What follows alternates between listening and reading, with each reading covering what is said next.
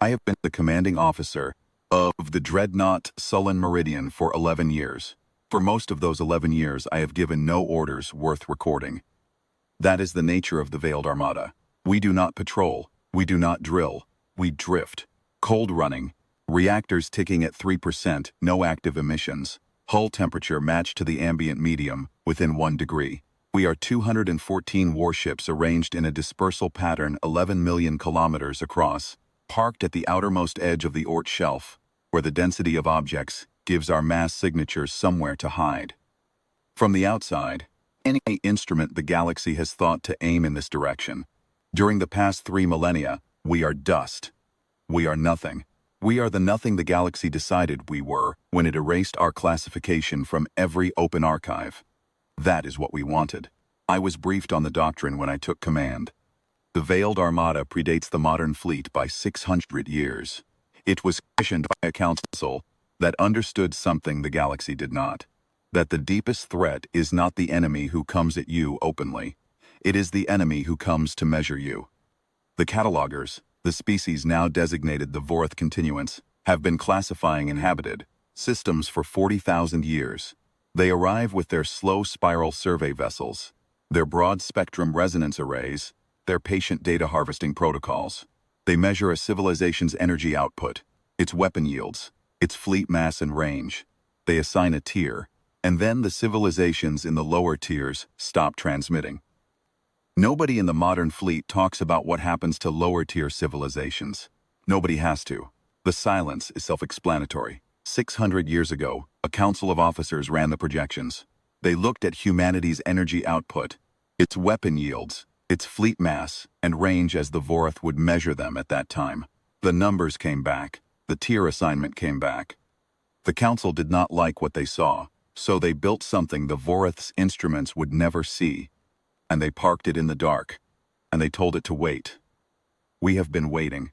The contact came at 03:14 ship time on the 43rd day of my 12th year in command. Passive arrays. We run nothing active. Ever registered a gravitic anomaly consistent with a high-mass vessel, dropping from transit approximately 0.8 astronomical inside the heliopause. I was on the bridge inside 90 seconds.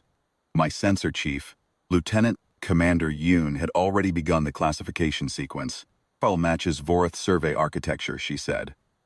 No inflection. We train the inflection out here. Single vessel. Spectrum arrays warming up. They are not attempting stealth. They never do. They have no reason to.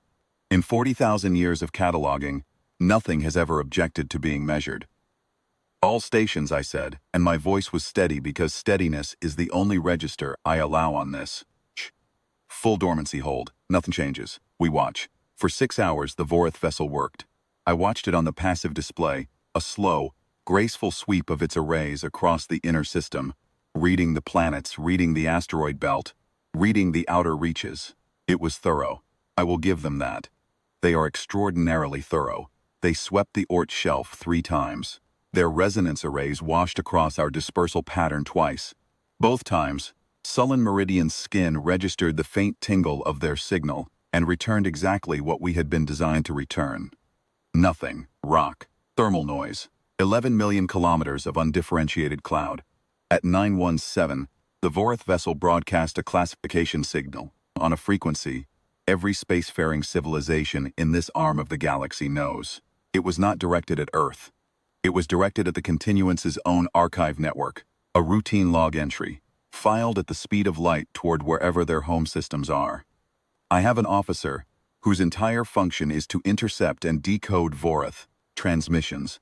She handed me the translated text at 0921. It read, Sol System, Class 4 Biosphere, Pre-Expansion Industrial Remnant. No active fleet mass detected above threshold. Cataloging complete. Tier assignment, dormant, non-strategic. Amend periodic resurvey at 200-year interval. Dormant, non-strategic. They had just looked at our sun. They had swept past our home planet. They had washed their instruments across the outer dark 3 times and found nothing worth noting. They were about to log us as an empty house and move on to the next system on their list. I sat with that for a moment.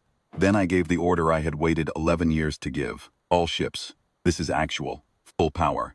Active emission authorized. We light up in sequence. Meridian first, then by fleet number 7-second intervals.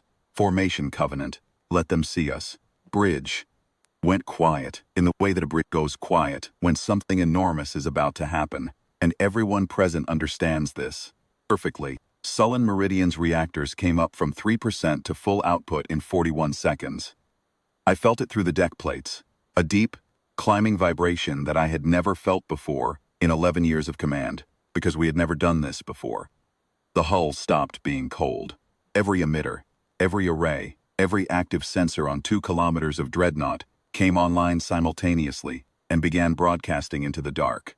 Then 7 seconds later, the ship to my left did the same, then the next, then 20 at once, then 40. Yoon was watching the Vorreth vessel on passive. She did not need to say anything. I could read the display myself. The moment Sullen Meridian lit, their broad-spectrum arrays swung toward us.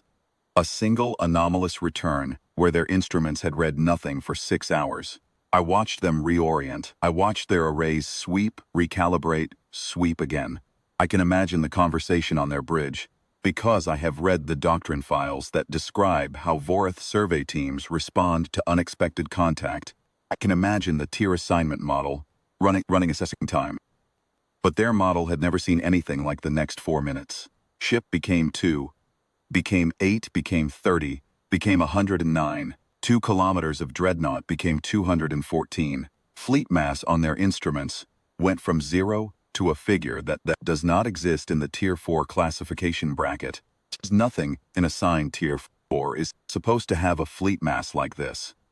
The Vorreth model has no dormant biosphere anywhere in 40,000 years of cataloging that was concealing 214 dreadnoughts in the outer dark.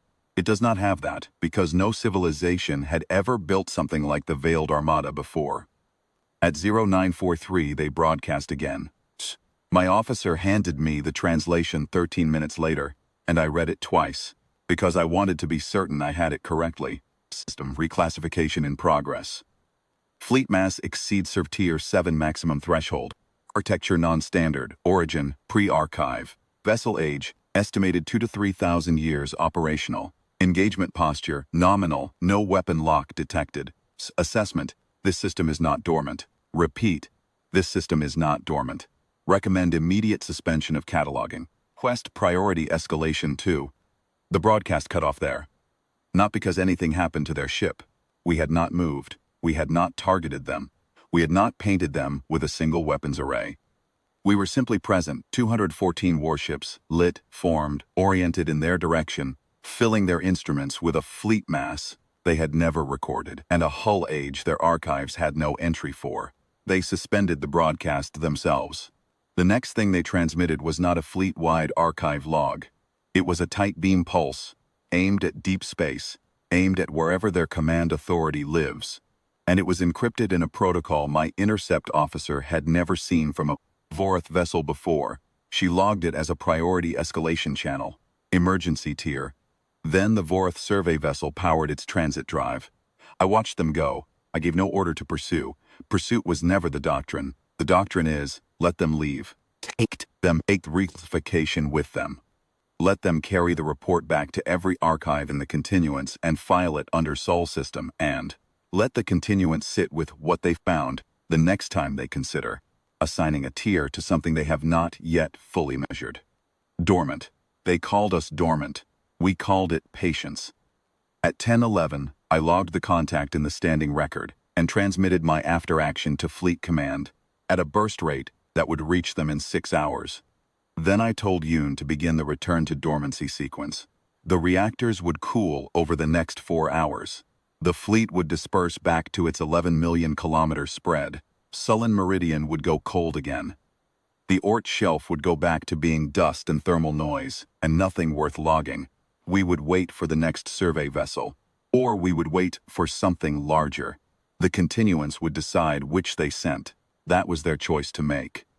But they would make it knowing what waits out here in the dark. They came to measure us. They have no idea what they measured.